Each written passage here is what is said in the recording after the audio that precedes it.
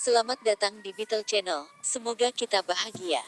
Jangan lupa subscribe, like, komen, dan share agar channel ini semakin berkembang. Terima kasih. Novel jenius luar biasa. Bab 586. Selebriti Wen Dongjun. Jika bukan karena subsidi pajak, Feng Yu tidak akan menerima permintaan Zhang Ruiqiang. Dalam kehidupan sebelumnya, Feng Yu telah mendengar banyak perusahaan yang suka merekrut pensiunan tentara cacat del. Tetapi apakah perusahaan ini benar-benar berusaha membantu mereka? Mungkin beberapa dari mereka. Namun ada juga yang ingin memanfaatkan kebijakan subsidi pajak ini. Mereka hanya perlu memberikan sebagian upah dan menukar lebih banyak tabungan dari subsidi pajak. Situasi ini akan berhenti setelah pasukan berikutnya pensiun. Untuk saat ini, masih menjadi masalah bagi pemerintah dan pejabat militer untuk memberikan pekerjaan bagi para pensiunan tentara. Feng Yu menelepon Fu Guangzheng dan Li Zekai untuk memberitahu mereka tentang pengaturan ini. Keduanya mendukung keputusan Feng Yu. Ini akan meningkatkan reputasi supermarket mereka dan masih mendapatkan beberapa keuntungan. Mereka juga memutuskan untuk menerapkan hal yang sama di daerah lain. Ada banyak posisi di supermarket yang tidak membutuhkan pendidikan tinggi. Beberapa posisi bahkan tidak membutuhkan karyawan untuk melek huruf. Karyawan hanya perlu bekerja keras. Baik Fu Guangzheng dan Li Zekai senang bahwa Feng Yu dapat mencapai kesepakatan dengan pemerintah kota Bing dengan begitu cepat. Dengan kontrak ini sebagai contoh, akan lebih mudah bagi mereka untuk bernegosiasi dengan pemerintah daerah lainnya. Mungkin mereka akan menyelesaikan semua negosiasi pada bulan Mei, dan supermarket Taihua akan dibuka pada saat itu. Bahkan jika pusat perbelanjaan tidak dapat mengisi ruang mereka dengan penyewa pada saat itu, volume pelanggan yang tinggi akan dapat menarik pihak yang tertarik dan sewa juga akan meningkat. Setelah mengatur seseorang untuk melakukan tindak lanjut, Feng Yu akhirnya bisa kembali ke rumah untuk istirahat. Ketika Feng Yu tiba di rumah, Wen Dongjun datang untuk mencarinya. Beberapa hari ini, Wen Dongjun berkeliaran di luar meskipun di luar sedang turun salju. Itu karena episode Wind and Rain. Happy Dictionary di mana dia berpartisipasi ditayangkan. Meskipun Wen Dongjun hanya muncul di TV selama 2 menit, sebagian besar waktu, dialah yang memperkenalkan dirinya. Juga, dia adalah satu-satunya peserta yang bahkan tidak menjawab pertanyaan dengan benar. Tapi tidak peduli apa, Wen Dongjun ada di TV, dan itu masih program CCTV. Ini adalah variety show yang paling populer dan banyak dibicarakan. Di distrik Wen Dongjun, dia sekarang menjadi selebriti. Terutama, dia adalah putra Wen De Guang, anak dari kepala distrik. Seluruh lingkungan membicarakannya setelah episode itu ditayangkan. Setelah beberapa putaran diskusi, insiden ini menjadi versi berikut. Tidak semua orang dapat berpartisipasi dalam program Wind and Rain. Happy Dictionary. Yang bisa bergabung adalah para profesor dari universitas ternama dan mahasiswa dari luar negeri. Semua peserta memiliki beberapa latar belakang. Bagaimana mungkin seorang mahasiswa diizinkan untuk berpartisipasi? Itu karena dia adalah putra kepala Wen dan mahasiswa top di universitasnya. Jika tidak, bagaimana dia bisa memenuhi syarat untuk berpartisipasi? Apa katamu? Distrik kami memiliki anak-anak yang kuliah di Universitas Beijing dan Universitas Huaqing. Bahkan jika mereka menghadiri universitas-universitas top ini, tetapi tidak setiap siswa berprestasi. Selanjutnya, putra kepala Wen kuliah di Universitas Teknologi Beijing. Itu juga universitas yang bagus dan banyak profesor top county mengajar di universitas. Anda mengatakan bahwa dia bahkan tidak menjawab satu pertanyaan dengan benar dan mempermalukan dirinya sendiri. Lalu bisakah kamu menjawab pertanyaan-pertanyaan itu? Pertanyaan-pertanyaan dalam program tersebut mencakup berbagai topik dan dipilih secara acak. Tahukah kamu apa itu random? Semua pertanyaan diambil oleh komputer. Komputer adalah hal yang sangat canggih. Pernahkah Anda menyentuhnya sebelumnya? Benda itu telah memilih pertanyaan secara acak, dan itu semua tergantung pada keberuntungan. Tidakkah Anda melihat bahwa kami mengetahui jawaban atas beberapa pertanyaan yang tidak dapat dijawab oleh para profesor? Selanjutnya, putra kepala Wen mengatakan bahwa dia berasal dari distrik kami dalam program tersebut. Dia telah membuat lingkungan kami bangga. Jika Anda pikir Anda lebih baik, maka Anda dapat berpartisipasi juga. Wen Dongjun, yang bahkan tidak menjawab satu pertanyaan dengan benar, menjadi selebritas distrik itu. Dia tidak diolok-olok oleh orang lain. Sebaliknya, dia adalah kebanggaan kabupaten. Bahkan Wen Deguang tidak merasa bahwa putranya telah mempermalukannya. Dia bangga padanya. Ketika Wen Dongjun tahu Feng Yu telah kembali ke distrik, dia segera mencarinya untuk dipamerkan. Apakah kamu tahu? Dalam perjalanan ke tempat kami, 6 orang melambai kepada saya. 6 orang. Wen Dongjun berkata dengan bangga. Anda sangat bangga karena beberapa orang melambai kepada Anda. Apa yang mereka katakan padamu? Apakah mereka memanggilmu Raja Kuis? Feng Yu mencibir. Itu tidak penting. Yang penting mereka mengenali saya. Di distrik kami, mungkin masih ada beberapa orang yang tidak tahu siapa ayah saya. Tapi semua orang mengenal saya. Bahkan anak-anak dan orang tua itu mengenalku. Wen Dongjun menunjuk dirinya sendiri. Mereka semua tahu kamu adalah Raja Kuis itu. Bisakah kamu berhenti memanggilku Raja Kuis? Tentu, Raja Kuis. Wen Dongjun sangat marah. Kenapa kamu tidak bisa bersikap baik padaku?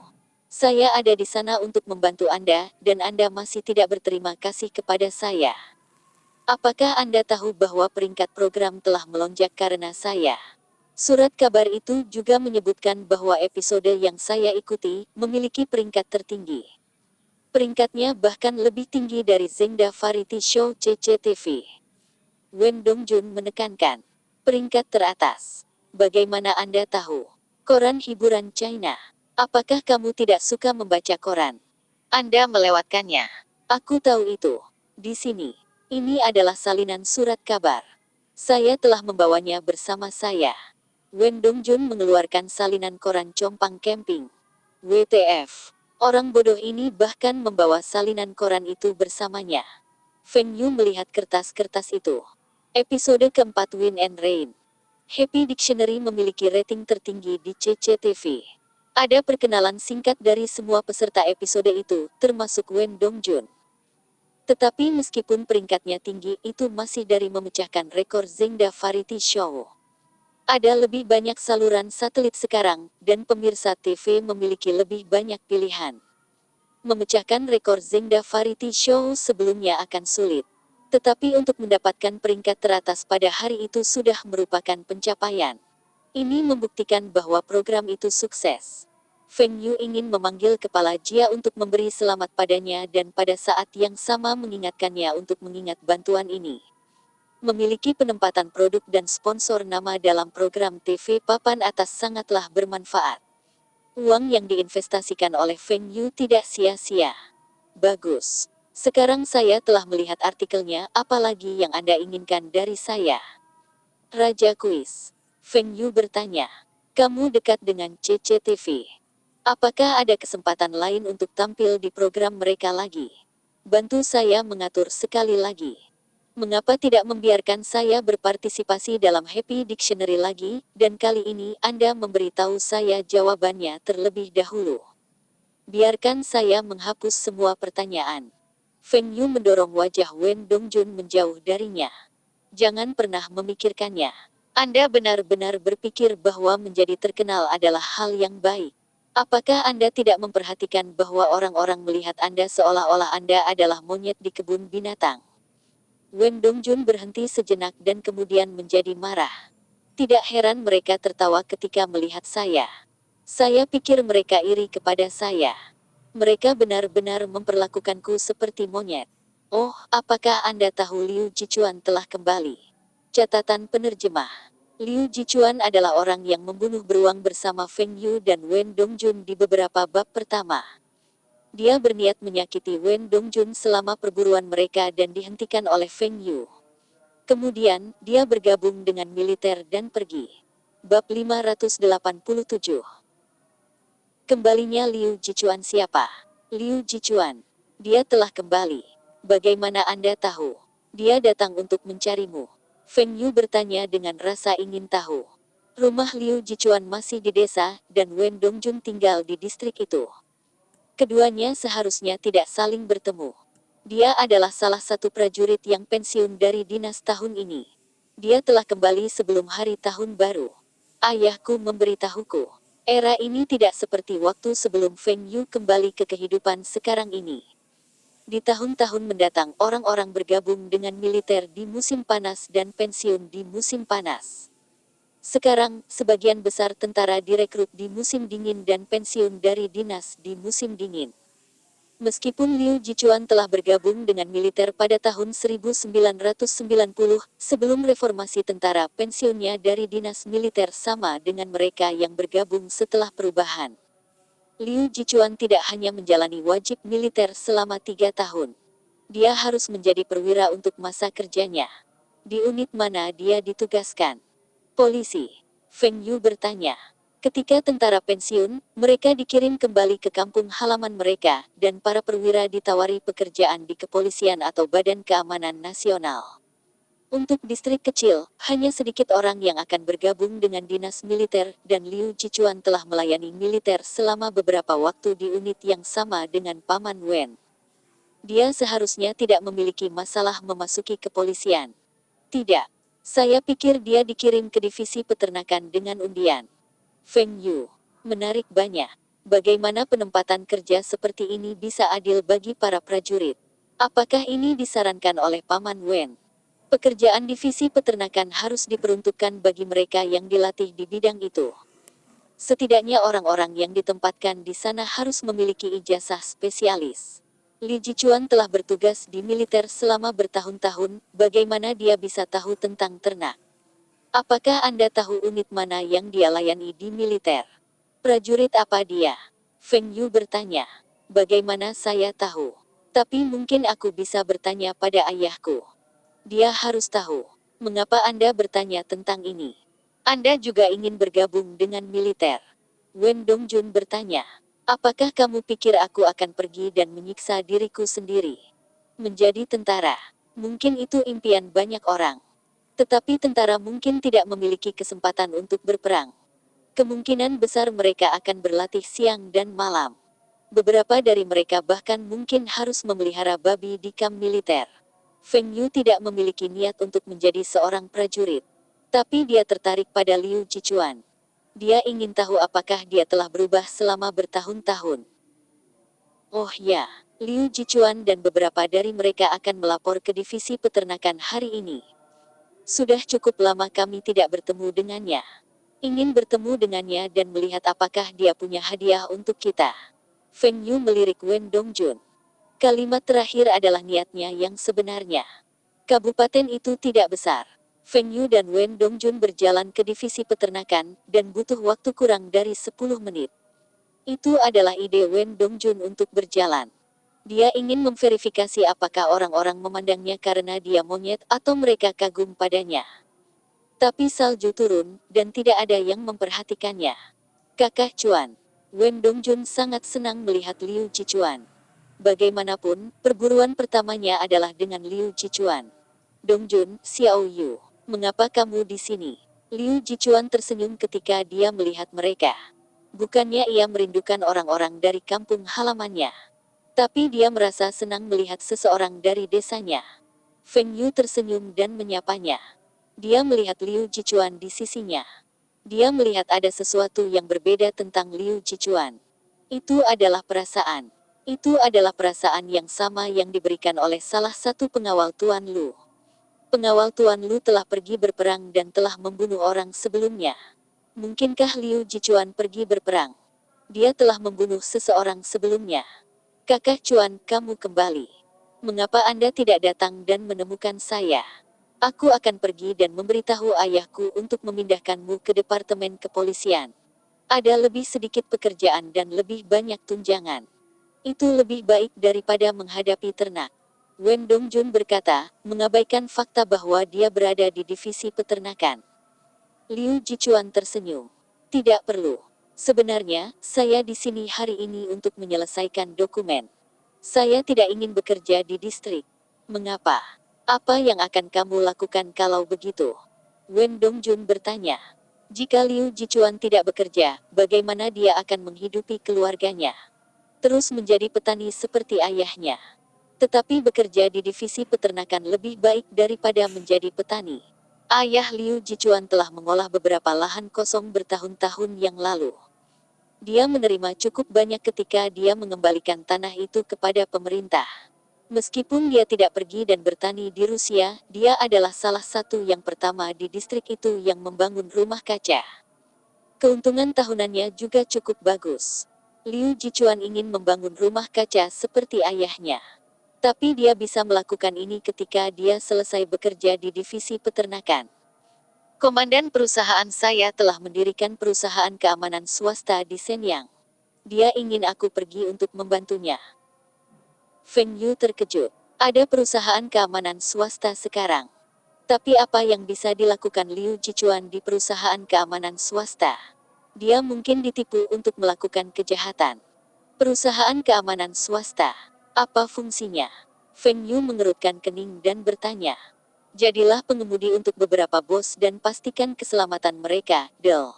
Gajinya cukup tinggi. 500 RMB sebulan. Sebelum Liu Jichuan bergabung dengan dinas militer, pendapatan tahunan rata-rata kota Bing adalah sekitar 1000 RMB. Bahkan sekarang, gaji tahunan rata-rata kurang dari 3000 RMB. Gaji bulanan sekitar 200 hingga 300 RMB. Beberapa orang mungkin berpenghasilan lebih atau kurang, tetapi gaji divisi peternakan hanya sekitar 200 RMB sebulan. Sekarang ada tawaran pekerjaan lain dengan gaji 500 RMB, Liu Jichuan sangat tergoda. Feng Yu tiba-tiba teringat bahwa dia punya sopir di Hong Kong. Tetapi ketika dia kembali ke China, dia harus menyetir sendiri. Mengapa dia tidak menyewa sopir di China juga? Juga ayah Feng Yu suka minum. Bagaimana jika dia minum dan mengemudi? Ayahnya juga harus mendapatkan sopir. Feng Yu ingat bahwa setelah penumpasan terakhir, Triad muncul kembali dalam 2 tahun terakhir. Dalam 1,5 tahun lagi, dia akan lulus. Dia harus mendapatkan pengawal untuk keselamatannya sendiri. Saudara Chuan, unit apa yang Anda layani di militer? Lengan militer yang mana? Feng Yu bertanya. Liu Jichuan tampak bermasalah. Maaf. Saya tidak diizinkan untuk mengungkapkan karena tindakan disipliner. Tidak bisa mengungkapkan. Apakah ini unit militer rahasia? Lalu apakah kamu pernah mengalami perang yang sebenarnya? Apakah kamu pernah berperang? Feng Yu terus bertanya. Liu Jichuan mengangguk. Ya, kamu telah bertempur dalam perang. Apakah Anda memiliki medali prestasi? Apa peringkat Anda ketika Anda pensiun dari layanan? Letnan 2. Besar. Wen Dongjun bertanya. Matanya berbinar. Liu Jichuan benar-benar bertempur dalam perang. Saya hanya seorang sersan. Saya tidak memiliki tingkat pendidikan, dan sulit bagi saya untuk naik pangkat. Liu Jichuan menjelaskan. Feng Yu memandang Liu Jichuan. Bibir pria ini terkatup rapat. Tetapi tentara tidak diizinkan untuk minum. Dia seharusnya tidak bisa menahan minuman kerasnya setelah bertahun-tahun. Ya, buat dia mabuk dan kemudian buat dia mengungkapkan segalanya. Untuk membiarkan Liu Jichuan menjadi pengawalnya, dia harus memahami masa lalunya terlebih dahulu. Saudara Chuan, setiap orang memiliki aspirasinya sendiri. Tidak apa-apa jika Anda tidak ingin bekerja di sini. Dalam 2 tahun lagi, Anda dapat menjemput Paman Liu untuk tinggal di kota. Dia bisa menikmati hidup di sana. Karena Anda tidak punya apa-apa lagi sekarang, mengapa kita tidak minum? 2 Street telah membuka restoran baru. Ayo pergi ke sana untuk minum. Wen Dongjun memandang Feng Yu dengan terkejut. Feng Yu ini menyarankan untuk minum. Apakah matahari terbit dari barat hari ini? Liu Jichuan membawa tasnya dan tertawa. Ide bagus. Aku akan mengobati. Bab 588. Pertanyaan. Meskipun distrik itu tidak sebesar kota-kota besar lainnya, dan populasinya kurang dari 20.000 orang, masih ada restoran dan hotel kecil. Restoran ini baru dibuka tahun ini. Itu adalah restoran kecil yang dijalankan oleh tim suami dan istri, dengan beberapa kerabat mereka membantu. Karena tidak banyak restoran di distrik ini, bisnis restoran ini berjalan dengan baik. Ketika Feng Yu dan yang lainnya tiba, 4 dari 6 meja di restoran sudah terisi. Mereka bertiga duduk dan Wen Dongjun memesan 6 hidangan. Liu Jichuan mengerutkan kening. Bagaimana bisa 3 orang makan begitu banyak? Tetapi dia telah mengatakan bahwa dia akan merawat mereka, dan dia tidak mengatakan apa-apa. Setelah pensiun dari dinas, keluarganya menjadi lebih baik dan memiliki sedikit tabungan. Tetapi sedikit yang dia tahu bahwa Wen Dongjun dan Feng Yu tidak berniat memintanya untuk mengobati. Selama ini, jika mereka pergi ke restoran yang lebih besar, Feng Yu akan membayar. Jika mereka makan di restoran yang lebih kecil, Wen Dongjun akan membayar makanan mereka. Hari ini Wen Dongjun akan membayar, jadi dialah yang memesan bir atau baijiu. Wen Dongjun memandang Feng Yu. Dia tahu Feng Yu tidak bisa menahan minuman kerasnya dengan baik. Tapi Feng Yu menyarankan untuk minum. Wen Dongjun ingin mengambil kesempatan ini untuk membuat Feng Yu mabuk. Saya baru saja kembali dan masih merasa sedikit mual karena perjalanan jauh. Saya pikir bir akan berhasil. Dongjun, Anda memesan beberapa baijiu untuk Anda dan saudara Chuan. Bos, 1 botol alkohol 60% baijiu dan sebotol bir. Feng Yu berteriak. Wen Dongjun mencibir. Mabuk. Ini adalah pertama kalinya saya mendengar seseorang sakit mobil saat mengemudi. Katakan saja Anda tidak bisa minum 1 botol bir dan Anda masih berani memesan. Liu Jichuan tidak mengatakan apa-apa. Bos restoran menyajikan sepiring kacang dan minuman keras. Feng Yu segera mengangkat gelasnya. Feng Yu menghabiskan segelas birnya. Aku punya bottom up. Kalian semua lanjutkan saja. Wen Dongjun melirik Feng Yu. Brengsek. Anda minum bir, dan Anda ingin bergabung dengan kami. Anda mencoba menghabiskan segelas baijiu sendiri. Saya yakin saat berikutnya Anda tidur di bawah meja. Tapi Wen Dongjun melihat Feng Yu memberinya isyarat dengan matanya. Keduanya tumbuh bersama, dan Wen Dongjun segera tahu apa yang sedang dilakukan Feng Yu. Feng Yu ingin membuat Liu Jichuan mabuk. Wen Dongjun mengira Feng Yu mencoba mengerjai Liu Jichuan, tetapi yang sebenarnya diinginkan Feng Yu adalah membuat Liu Jichuan berbicara setelah dia mabuk. Liu Jichuan melihat Feng Yu melakukan bottom up dan Wen Dongjun ragu-ragu sejenak sebelum meneguk banyak dan meminum hampir sepertiga gelasnya. Keduanya adalah teman pertama Liu Jichuan yang dia temui setelah dia pensiun dari dinas. Dia tidak mengatakan apa-apa dan juga minum seteguk besar. Rasa perih dan terbakar bisa dirasakan dari mulut hingga perutnya. Liu Jichuan segera makan beberapa kacang untuk membuat dirinya merasa lebih baik. Setelah Feng Yu menghabiskan segelas birnya, dia juga makan beberapa kacang. Kakak Chuan, kamu benar-benar bisa minum. Hari ini kita harus minum lebih banyak. Wen Dongjun terkejut ketika melihat cara Liu Jichuan minum. Liu Jichuan mengutuk dirinya sendiri di dalam hatinya. Jika dia tahu, dia harus menyesap sedikit. Dia berada di militer selama beberapa tahun dan selain tahun baru, dia tidak diizinkan minum alkohol. Satu-satunya saat dia mabuk adalah sehari sebelum dia pensiun dari dinas. Keluarga Liu Jichuan miskin sebelum dia bergabung dengan militer. Dia minum sesekali tetapi tidak pernah mabuk sebelumnya. Sebagai mantan prajurit, ia memiliki ego dan harga diri yang tinggi. Dia tidak suka dipandang rendah oleh orang lain. Bahkan jika dia tidak bisa minum, dia juga harus berani. Sepertinya hari ini akan menjadi yang kedua kalinya dalam hidupnya untuk mabuk. Ya, kita harus minum sampai kenyang hari ini. Xiao Yu, kamu juga harus minum lebih banyak. Liu Jichuan berkata. Tentu saja. Saya pasti akan minum lebih banyak. Oh, hidangan disajikan. Ini, 1 gelas lagi. Feng Yu mengangkat gelasnya lagi dan segera menghabiskannya. Wen Dongjun tidak mengatakan sepatah kata pun dan menghabiskan setengah gelasnya. Setelah menghabiskan 2 suap besar baijiu, dia merasa tidak tahan lagi. Biasanya, Wen Dongjun bisa menghabiskan sekitar 300 ml baijiu alkohol 60% ini. Tapi hari ini, mereka minum terlalu cepat. Liu Jichuan lebih buruk darinya. Wajahnya memerah. Setelah itu, Feng Yu dengan sengaja memperlambat kecepatan minum mereka dan terus menyuruh Wen Dongjun untuk melambat. Seolah-olah Wen Dongjun adalah orang yang mencoba membuat Liu Jichuan mabuk. Wen Dongjun menginjak kaki Feng Yu di bawah meja. Kaulah yang memintaku untuk membuatnya mabuk. Sekarang Anda mencoba menjadi orang baik. Tapi Wen Dongjun tidak tahu bahwa Feng Yu berusaha menangkap Liu Jichuan tanpa sadar. Jika mereka terlalu mencolok, Liu Jichuan mungkin akan berhenti minum bersama mereka. Feng Yu telah mempelajari trik ini dari kakak iparnya. Dia telah mempelajari ini untuk membuat Kirilenko mabuk. Tapi sepertinya ini juga berguna untuk melawan Liu Jichuan. Wen Dongjun dan Liu Jichuan makan dengan sangat cepat ketika semua hidangan disajikan. Bukan karena mereka lapar. Mereka ingin menekan alkohol di perut mereka. Feng Yu makan perlahan. Makanan di restoran kecil ini sebenarnya enak. Setelah Feng Yu menghabiskan sebotol birnya, Wen Dongjun dan Liu Jichuan juga menghabiskan sebotol baijiu mereka. Nona bos, satu botol baijiu dan bir lagi. Feng Yu memerintahkan.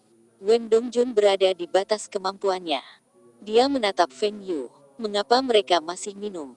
Tidak bisakah kamu melihat bahwa Liu Jichuan hampir pergi? Dia mungkin akan muntah jika dia menelan satu teguk lagi.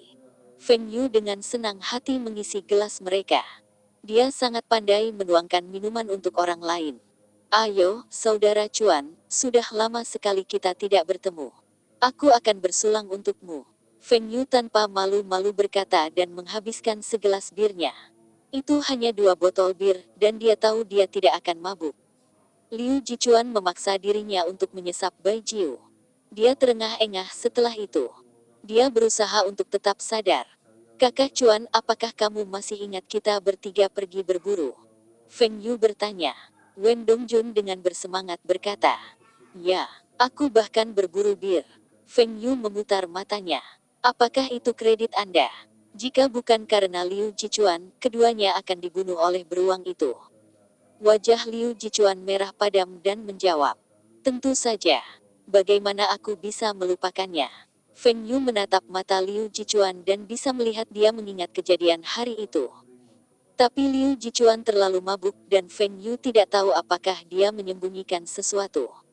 Dongjun, apakah kamu punya rokok? Tidak. Bisakah Anda membantu saya membeli 1 bungkus? Wen Dongjun bingung. Saya bukan perokok, mengapa saya membawa sebungkus rokok? Oh, itu pasti untuk saudara Chuan. Wen Dongjun berjalan keluar dari restoran untuk membeli rokok. Feng Yu melihat sekelilingnya, dan semua pelanggan di sana sedang minum. Selain bos wanita yang sedang duduk di kasir, dia adalah orang yang paling sadar di restoran. Kasir itu cukup jauh dari tempat mereka duduk dan tempat itu berisik dari suara dapur dan pelanggan lain yang berbicara dengan keras. Saudara Chuan, saya memiliki pertanyaan di hati saya yang ingin saya tanyakan kepada Anda. Jika aku tidak mengikuti kalian semua untuk perburuan itu, bisakah Wen Dongjun kembali dengan selamat? Bab 589. Datang dan bekerjalah untukku. Mata Liu Jichuan linglung karena efek alkohol, tetapi terbuka lebar ketika dia mendengar apa yang diminta Feng Yu. Dia menatap Feng Yu sebentar dan menghela nafas. Sebenarnya aku juga tidak tahu jawabannya. Pemikiran saya sangat ekstrim saat itu. Saya merasa bahwa keluarga Wen lah yang menyebabkan keluarga saya begitu miskin. Saya telah berpikir untuk mengajar Dongjun pelajaran. Aku hanya ingin memberinya pelajaran. Tapi saya tidak tahu apa yang ingin saya lakukan. Aku bingung saat itu. Bagaimana Anda bisa tahu bahwa saya menyimpan niat buruk terhadap Dongjun? Feng Yu menatap mata Liu Jichuan. Dia bisa mengatakan bahwa dia tidak berbohong. Feng Yu merasa lega. Meskipun Feng Yu tidak tahu apa yang sebenarnya terjadi di kehidupan sebelumnya yang menyebabkan Dongjun lumpuh, setidaknya tragedi ini dihindari dalam kehidupan ini. Feng Yu tertawa. Pada saat itu, balas dendam tertulis di seluruh wajahmu. Dongjun dan saya adalah teman masa kecil dan tumbuh bersama. Bagaimana saya tidak ikut berburu? Saat kita bertemu beruang itu, kupikir kita semua akan mati. Tapi untungnya, kami berhasil membunuh beruang itu. Saya ingat bahwa Anda sangat akurat dengan senjata. Apakah kamu membunuh seseorang dalam perang? Feng Yu tiba-tiba menanyakan pertanyaan ini, dan Liu Jichuan mengangguk. Tapi dia dengan cepat menggelengkan kepalanya. Saudara Chuan, Anda tidak perlu berbohong kepada saya. Saya telah bertemu seseorang yang mirip seperti Anda di Beijing. Anda dan dia memiliki aura yang sama. Anda mungkin tidak menyadarinya. Tetapi ketika Anda memasuki tempat baru, Anda akan melihat-lihat dan mengamati semua orang di sana terlebih dahulu. Ini bukan sesuatu yang biasa dilakukan prajurit biasa. Beberapa tahun ini, satu-satunya perang yang melibatkan China adalah dengan Vietnam. Beberapa tahun yang lalu, tentara Sen yang telah mengirim sekelompok tentara ke garis depan perang. Anda harus menjadi salah satu prajurit yang dikirim ke sana. Liu Jichuan menatap Feng Yu dengan mata terbuka lebar. Bagaimana Feng Yu tahu tentang semua ini? Informasi ini bahkan tidak dilaporkan di berita. Berita itu menyatakan bahwa perang telah berakhir pada tahun 80-an. Bagaimana Feng Yu bisa tahu tentang semua informasi rahasia ini? Dari matamu, aku tahu aku telah menebaknya dengan benar. Anda harus menjadi pramuka atau mungkin dengan pasukan khusus. Saya tidak akan menebak tentang ini. Jika Anda tidak mau memberitahu saya juga tidak akan bertanya. Prajurit biasa tidak akan memiliki kebiasaan ini untuk mengamati sekeliling mereka sebelum masuk. Liu Jichuan menghela nafas dan mengubah topik. Sarjana universitas berbeda. Anda cerdas, tidak seperti saya. Saya bahkan tidak bisa masuk ke sekolah menengah pertama. Saya mendengar bahwa Paman Feng adalah orang terkaya di distrik. Feng Yu mengangguk. Dia tidak berusaha menyembunyikan ini karena ini juga bukan rahasia di distrik itu. Feng Xingtai lebih terkenal daripada Wen De Guang di distrik itu. Saudara Chuan, jangan menyebutkan tentang masa lalu. Tetapi dengan keahlian Anda, 500 RMB sebulan terlalu sedikit. Feng Yu dengan sengaja berkata. 500 RMB sebulan masih dianggap kecil. Liu Jichuan terkejut. Itu 500 RMB sebulan. Bahkan Bupati tidak mendapatkan 500 RMB sebulan. Tahukah Anda bahwa pabrik pengolahan makanan keluarga saya yang bertanggung jawab mendapat berapa gaji setahun? Juga, sayuran rumah kaca Paman Liu dapat menghasilkan berapa banyak selama musim dingin? Apakah 500 RMB Anda sebulan benar-benar banyak? Dengan gaji sebesar itu, berapa lama Anda perlu menabung untuk membeli apartemen kecil di kota? Menurut Anda berapa lama waktu yang dibutuhkan untuk menabung cukup bagi Paman Liu untuk tinggal di kota? Liu Jichuan tetap diam. Dia pikir dia telah menemukan pekerjaan bergaji tinggi dan bisa mendapatkan banyak uang untuk memberi ayahnya kehidupan yang baik. Tetapi setelah mendengar dari Feng Yu, tampaknya 500 RMB sebulan benar-benar bukan apa-apa. Tapi selain pekerjaan ini, apa lagi yang bisa dia lakukan? Hal-hal yang dia pelajari di ketentaraan tidak berguna di masyarakat ini. Hanya jika dia bekerja di kepolisian, dia mungkin bisa menerapkan apa yang dia pelajari. Tapi berapa banyak yang bisa dia hasilkan? Berapa lama dia akan dipromosikan menjadi pemimpin? Saya membeli rokok. Ini sangat melelahkan. Tidak ada toko di sekitar. Saya harus berjalan 2 jalan untuk membeli ini. Di sini, Saudara Chuan. Kami berdua tidak merokok. Ambil.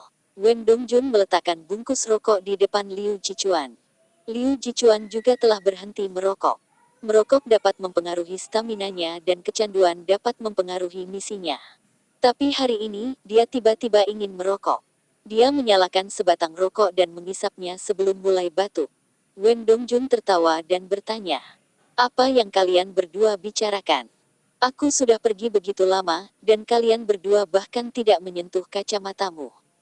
Feng Yu tidak membiarkan Li Jichuan berbicara dan menoleh ke Wen Dongjun. "Tidak ada. Kita sedang membicarakan tentang perjalanan berburu itu." Ya. Mari kita bicara tentang perjalanan berburu itu. Tembakan itu adalah tembakan paling akurat dalam hidupku. Ketika disebutkan tentang perburuan itu, Wen Dongjun berbicara tanpa henti. Liu Jichuan hanya menghabiskan setengah batang rokok dan dia melemparkannya ke lantai. Dia mengangkat gelasnya dan menoleh ke Wen Dongjun. "Dongjun, aku ingin memberitahumu sesuatu. Saat itu ketika saya memanggil Anda untuk berburu sebenarnya untuk memberi Anda pelajaran." Wen Dongjun yang berbicara tanpa henti bingung. "Apa yang kamu bicarakan? Anda memanggil saya untuk berburu adalah untuk memberi saya pelajaran." Wen Dongjun berbalik dan menatap Feng Yu. Feng Yu menghela nafas. Orang bodoh ini masih ingin bekerja untuk pemerintah di masa depan. Bagaimana dia bisa bersaing dengan yang lain dengan ik-nya? Karena Liu Jichuan sendiri yang mengakuinya, Feng Yu tidak menghentikannya. Masalah ini telah lama mengganggu Feng Yu dan akhirnya terselesaikan. Tetapi bagi Liu Jichuan, masalah ini belum selesai. Liu Jichuan memberitahu Wen Dongjun dengan jujur tentang kondisi keluarganya dan apa yang dia pikirkan saat itu. Dia berharap untuk mencari pengampunan Wen Dongjun. Wen Dongjun menepuk pahanya dan berkata, "Saya pikir itu sesuatu yang penting. Anda hanya ingin memukuli saya saat itu. Untungnya Anda tidak mencoba waktu itu. Bahkan sekarang, kamu mungkin bukan tandinganku." Feng Yu menatap Wen Dongjun. Apa yang dipikirkan orang bodoh ini? Dia mungkin lebih tinggi dan lebih besar dari Liu Jichuan, tetapi jika mereka bertarung sekarang, dia pasti akan kalah. Liu Jichuan telah bertempur dalam perang dan telah membunuh musuh sebelumnya. Semua gerakannya mematikan. Aku juga pernah bertarung dengan Feng Yu berkali-kali sebelumnya. Tapi kami terus bermain satu sama lain kurang dari sehari setelah bertarung. Feng Yu. Contoh apa ini? Dulu dia jatuh ke gudang sayuran di hutan di desa-desa timur laut. Orang cenderung menggali lubang untuk menyimpan kentang, wortel, lobak, dan sayuran lainnya. Lubang itu akan ditutup dengan jerami kayu dan lembaran plastik. Pembukaan lubang 0,5 max 0,5 meter. Siapapun bisa jatuh ke dalam lubang jika tidak hati-hati. Jika bukan karena saya membantunya mendapatkan tangga, dia harus tinggal di ruang bawah tanah selama 2 minggu ke depan. Lain waktu, dia diganggu oleh siswa lain. 3 siswa telah mengeroyoknya di toilet.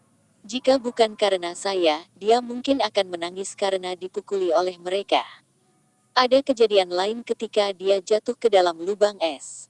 Akulah yang menyelamatkannya dan menariknya keluar. Feng Yu sangat marah. Cukup. Bisakah kamu berhenti membicarakan semua ini? Orang bodoh ini tidak tahu cara mengobrol dengan baik. Baik. Mari kita berhenti bicara dan minum. Semua dendam kita akan berakhir dengan minuman ini. Selamat minum. Brengsek. Apakah kamu pikir aku takut padamu? Saya minum bir. Liu Jichuan merasa lega ketika mendengar bahwa Wen Dongjun telah memaafkannya. Dia telah bertanya pada dirinya sendiri berkali-kali ketika dia berbaring di tempat tidur. Jika Feng Yu tidak ikut berburu, apakah dia akan melakukan sesuatu yang disesalkan seperti melarikan diri sendiri dan membiarkan Wen Dongjun menghadapi beruang sendirian? Tapi Liu Jichuan tidak punya jawaban. Dia tidak tahu apa yang akan dia lakukan. Tapi untungnya semuanya sudah berakhir. Setelah mereka menyelesaikan gelas mereka, Feng Yu memandang Liu Jichuan dan berkata, "Saudara Chuan, datang dan bekerjalah untukku." Bab 590. Saya ingin semuanya. Liu Jichuan menatap Feng Yu dengan linglung. "Bekerja untukmu. Apa maksudmu?" Wen Dongjun menoleh ke Liu Jichuan dan berkata, "Saudara Chuan, Feng Yu sekarang juga seorang bos besar. Jika Anda bekerja untuknya, Anda akan mendapatkan lebih banyak daripada bekerja untuk komandan kompi Anda." "Xiao Yu, kamu tidak belajar di universitas." Feng Yu dan Wen Dongjun diterima di universitas di Beijing. Ayah Liu Jichuan memberitahunya hari dia kembali. Mereka adalah kebanggaan desa. Pergi ke sekolah dan berbisnis tidak ada konflik. Saya masih kuliah, dan pada saat yang sama, saya memiliki beberapa bisnis. Datang dan bekerjalah untukku. Jadilah pengawalku. Saya akan memberi Anda 1000 RMB setiap bulan, dan saya berjanji Anda akan meningkat setiap tahun. Selama festival, Anda juga akan mendapatkan bonus. Berapa banyak? 1000 RMB. Xiao Yu, apa kau bercanda denganku? Liu Jichuan terkejut. 1000 RMB sebulan sangat tinggi. Apakah Xiao Yu menyinggung seseorang dan membutuhkan bantuannya? Jika seseorang akan menemukan masalah, Feng Yu bisa memberitahunya. Siapa yang akan memberi sopir dan pengawal 1000 RMB sebulan? Aku tidak bercanda denganmu. Orang sepertimu sangat berharga. Saya tidak punya dendam dengan siapapun. Tapi aku ingin aman. Mencegah lebih baik daripada mengobati. Bekerja untuk saya selama beberapa tahun. Jika Anda tidak ingin bekerja untuk saya setelah Anda menikah, Anda dapat berhenti kapan saja atau pindah ke posisi lain. Anda masih akan mendapatkan cukup uang untuk membesarkan keluarga. 1000 RMB sebulan bukanlah apa-apa bagi Feng Yu. Untuk memiliki veteran perang sebagai pengawal itu sangat berharga. Bisnis apa yang kamu lakukan? Liu Jichuan penasaran. Bisnis apa yang mampu memberi pengawal gaji setinggi itu? Apakah dia menghabiskan uang Paman Feng? Akankah Paman Feng marah dan mengatakan dia menipu uang Feng Yu? Bagaimana dia akan kembali ke desa di masa depan? Wen Dongjun melepas pagarnya yang terjepit di ikat pinggangnya. Ini, merek pagar ini adalah miliknya. Juga angin dan hujan, Song Jiang, Del, adalah miliknya. Anda melihat bahwa Lehaha minum di konter. Itu juga miliknya. Bagaimanapun, jumlah uang yang dia hasilkan dalam satu hari lebih dari apa yang orang lain dapatkan dalam hidup mereka. Mata Liu Jichuan terbuka lebar. Penghasilannya dalam satu hari lebih dari apa yang diperoleh orang lain dalam hidup mereka. Apakah ini berlebihan? Tapi Wen Dongjun tidak terlihat berbohong. Sebenarnya, Wen Dongjun tidak melebih-lebihkan. Jika Feng Yu menghasilkan 400 juta RMB setahun, maka itu lebih dari 1 juta sehari. Di era saat ini di mana gaji tahunan rata-rata hanya beberapa ribu per tahun, ini lebih dari apa yang bisa diperoleh orang lain dalam hidup mereka. Tapi penghasilan Feng Yu lebih dari 400 juta setahun. Rata-rata, dia menghasilkan jutaan atau bahkan puluhan juta sehari. Ini mungkin tampak banyak dan terlihat seperti jumlah yang sangat besar. Tetapi dibandingkan dengan para taipan top di barat, ini bukan apa-apa. Penghasilan Feng Yu juga sebanyak beberapa taipan di Jepang dan Hong Kong. Ini karena investasi terbesar Feng Yu ada di Rusia. Masih belum ada keuntungan dari investasi ini. Jika bukan karena nilai mineral yang terus naik, Feng Yu akan merugi dari investasi ini. Semakin besar jumlah yang diinvestasikan, semakin tinggi pengembaliannya. Pengembalian Feng Yu untuk investasinya bisa mencapai 100%. Bahkan jika orang lain mendapatkan pengembalian 20%, tetapi jika jumlah yang diinvestasikan 10 kali lebih banyak dari Feng Yu, keuntungan mereka akan menjadi 2 kali lipat dari miliknya. Feng Yu tidak memiliki banyak uang cair. Investasi terbesarnya di Cina adalah perusahaan mesin. Hingga kini, dia masih belum mengembalikan investasinya. Orang-orang seperti George Soros dan predator keuangan lainnya memiliki lebih dari 1 miliar dolar Amerika Serikat dana beberapa tahun yang lalu. Dibandingkan dengan mereka, Feng Yu bukan apa-apa. Tapi ini akan berubah dalam beberapa tahun. Saudara Chuan, bekerjalah untukku. Paman Liu juga bisa yakin. Dalam waktu kurang dari 2 tahun, Anda akan dapat membeli apartemen di kota Bing dan membawanya ke kota. Jika Paman Liu tidak ingin pindah ke kota, Anda juga dapat membeli apartemen di distrik tersebut. Dia tidak muda sekarang. Bisakah kamu tahan melihatnya bertani di usianya?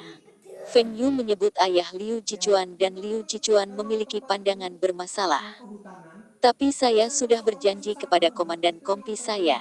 Aku tidak bisa mengingkari janjiku pada mereka. Bagaimana saya bisa menghadapi rekan lama saya di masa depan? Feng Yu senang mendengar Liu Jichuan mengatakan ini. Dia tidak tergoda oleh uang, dan ini membuat Feng Yu ingin merekrutnya lebih banyak. Saudara Chuan, berapa banyak orang yang Anda hubungi komandan perusahaan lama? Mengapa saya tidak membeli perusahaan itu? Dengan cara ini Anda dapat terus bekerja untuk saya, dan Anda tidak akan melanggar janji Anda kepada mereka. Hah, membeli perusahaan karena aku. Liu Jichuan tersentuh. Jika rekan-rekan lamanya juga bisa mendapatkan gaji setinggi dia, itu akan sangat bagus. Xiao Yu tidak. Manajer Feng, meskipun kami bukan perusahaan penuh, kami memiliki lebih dari 30 orang. Selain yang luka-luka, ada sekitar 20 orang lebih yang bisa bekerja sebagai sopir dan bodyguard. Apakah itu banyak? Liu Jichuan bertanya. Sekitar 20 orang. Ini tidak banyak. Aku ingin semuanya. Lebih dari 20 orang. Feng Yu dapat menugaskan 2 dari mereka untuk melindungi ayahnya dan juga menugaskan pengawal untuk semua pemegang kunci perusahaannya. Hal itu dilakukan untuk menghindari terjadinya kecelakaan. Selanjutnya, jika dia menugaskan pengawal dan pengemudi untuk melindungi personel utamanya, mereka akan berterima kasih padanya dan lebih setia. Dalam kehidupan Feng Yu sebelumnya, ada polling online tentang apa yang diinginkan karyawan dari majikan mereka. Hal nomor satu yang diinginkan karyawan bukanlah gaji atau tunjangan. Para karyawan ingin atasan mereka menunjukkan lebih banyak perhatian dan rasa hormat kepada mereka. Mereka semua. Manajer Feng, apakah gaji mereka juga sama dengan saya? Liu Jichuan bertanya. Itu akan tergantung pada penampilan mereka. Jika mereka hampir sama dengan Anda, maka itu seharusnya tidak menjadi masalah. Jika mereka tidak sebaik Anda, maka gaji mereka akan lebih rendah. Jika mereka jauh lebih baik dari Anda, mereka akan mendapatkan lebih banyak. Manajer Feng, saya mewakili rekan-rekan saya untuk bersulang. Saya akan turun. Liu Jichuan sangat bersemangat. Dia meneguk gelas baijiu dalam satu tegukan besar. Feng Yu tidak bisa menghentikannya. Kakak Chuan, manajer Feng, di masa depan kamu adalah bosku. Anda seharusnya tidak memanggil saya saudara Chuan. Panggil aku Chuan Zi atau Da Chuan akan melakukannya. Bagus. Lalu aku akan memanggilmu Da Chuan. Hubungi Komandan Kompi lama Anda besok dan biarkan dia memberitahu orang-orang lainnya. Setelah tahun baru Imlek, bawa mereka ke kota Bing atau Beijing untuk mengadakan pertemuan. Semua personel yang terluka itu juga bisa datang dan bekerja untukku. Saya akan membantu mereka menemukan pekerjaan yang sesuai dengan gaji yang baik di perusahaan saya. Mereka akan dapat menghidupi diri sendiri dan tidak perlu bergantung pada orang lain. Ada banyak tentara yang terluka yang pensiun dari dinas. Mereka tidak ingin bergantung pada negara untuk mendukung mereka. Kebanggaan mereka tidak akan membiarkan mereka menjadi parasit yang menyerang pemerintah. Banyak dari mereka lebih suka bekerja sebagai penjaga dengan gaji yang sangat kecil daripada mendapatkan pembayaran dari pemerintah. Feng Yu sangat menghormati orang-orang ini. Liu Jichuan sangat tersentuh ketika dia mendengar apa yang dikatakan Feng Yu. Manajer Feng, yakinlah. Rekan-rekan saya dan saya akan bekerja keras untuk Anda. Kami akan memasukkan 100% kami. Dacuan, kamu terlalu serius sekarang. Anda juga harus berhenti minum. Telepon ke rumah untuk memberitahu mereka bahwa Anda menginap di distrik malam ini. Besok ketika Anda bangun, kami akan terus berbicara. Di hotel distrik, Feng Yu memesan kamar untuk Liu Jichuan sebelum kembali ke rumah. Kemana kamu pergi hari ini? Saya tidak melihat Anda sepanjang hari setelah Anda kembali. Feng Xingtai bertanya. Ayah, aku melihat Liu Jichuan hari ini. Putra dari Paman Liu dari desa kami. Dia sedikit lebih tua dariku beberapa tahun. Dia dan rekan-rekannya telah pensiun dari dinas militer. Saya ingin merekrut mereka semua dan mendirikan perusahaan keamanan swasta. Di masa depan Anda akan memiliki sopir pribadi untuk mengantar Anda berkeliling seperti para pejabat tinggi itu. Betulkah? Hehehe. Itu terdengar keren. Ayahmu belum pernah mengalami perawatan seperti ini sebelumnya. Datang dan beritahu saya tentang detailnya. Bersambung, terima kasih telah menyaksikan dan mendukung channel ini.